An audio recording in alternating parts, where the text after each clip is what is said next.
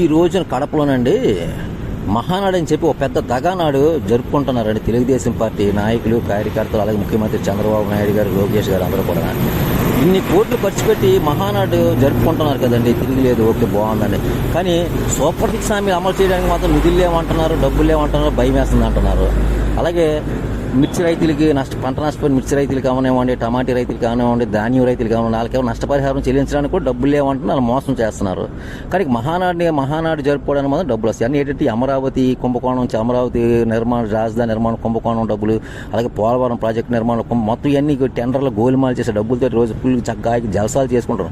ఆ food menu చూస్తే తిరిగే లేదండి. ఏంటంటే బాబా చికెన్లట, మటన్లట, ఏంటి రెయ్యలట, సీ ఫుడ్ అట, బాబా ఎక్కడ అంత కాస్ట్లీ ఫుడ్ మెనూ తోటి ఎలాంటి ఫంక్షన్ జరగదండి. కానీ వీళ్ళు మాత్రం జరుపుకుంటున్నారండి, తిరిగిలేదండి.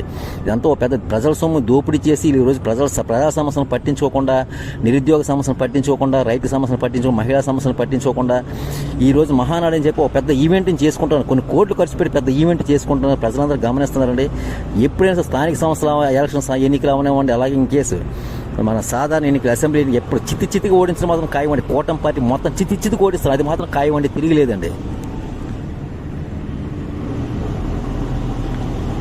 కడప గడ్డ మీద ఏ పార్టీ వాళ్ళైనా సరే వాళ్ళ తాలూకు రాజకీయ ఉనికి కోసం ఎన్ని మహానాడులు జరుపుకున్నా సరే కడప ప్రజల గుండెల్లో మాత్రం జగనానికి అభిమానం అనేది సొంతం అని తెలియదు. ఒక కడప ప్రజల గుండెల్లోనే కాదండి, యావత్ తెలుగు జాతి ప్రజల్లోనే అభిమానం అనేది కేవలం జగనానికే సొంతం అండి, తిరిగిలేదు.